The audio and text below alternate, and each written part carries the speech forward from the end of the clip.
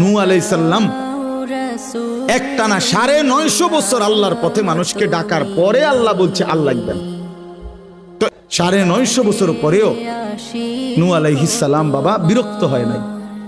এবার যখন চূড়ান্ত পানি উঠে গেছে, ওয়াফারাত তান্নুর, কোরআন শরীফে আছে নূহ আলাইহিস সালাম দেখছে চুলার ভিতর থেকে পানি উঠে গেছে। উনি বুঝছে তুফান শুরু হয়ে গেছে, পানি উঠবে এবার।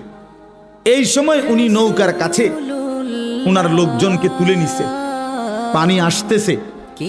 উনার একটা ছেলে কেনান কাফের, এই ছেলেটা এই শেষ টাইমে 950 বছর পরে ছেড়ে দিচ্ছে নৌকা।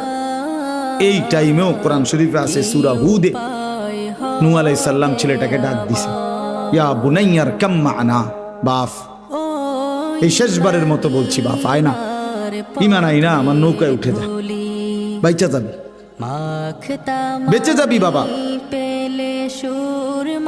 ছেলেটা বলছে না, আবার ছেলেটা বলছে না বাবা আমি উঠবো না, তোমার নৌকায় যাব না, ঈমান আনবো না।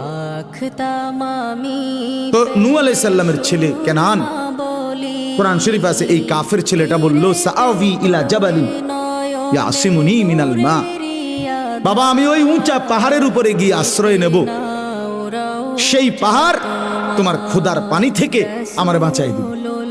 এত উর্ফে পানি উঠতো না আমি জানি। হযরত নূহ আলাইহিস সালাম দেখেন তখনও রাগ করে নাই।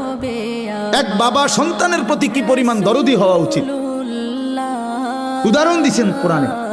নূহ আলাইহিস সালাম আবার বলছে লা আসিমাল ইয়াউমা মিন আমরিল্লাহ, বাবা বিশ্বাস কর আজকে আল্লাহর আযাব থেকে কেউ বাঁচাইতে পারবে না, ভুল করিস না বাপ, আয় না নৌকায়, ঈমান আন। কোরআন শরীফে আছে ওহ বাবা হাত ধরে টানতেছে নূহ আলাইহিস সালাম ছেলেটাকে, আয় না বাবা কালেমাটা পড়। ছেলেটা হাত ছেড়ে দিতে চাইতেছে, না আমি ঈমান আনবো না।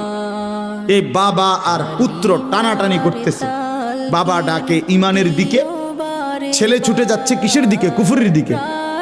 আল্লাহ তাআলা কোরআনে বলেন ওয়াহালা বাইনাহুমাল মাউজ, এই কিছুক্ষণের মধ্যেই একটা বড় ঢেউ আইসা ধাক্কা দিছে, বাপ আর পুত আলাদা হয়ে গেছে।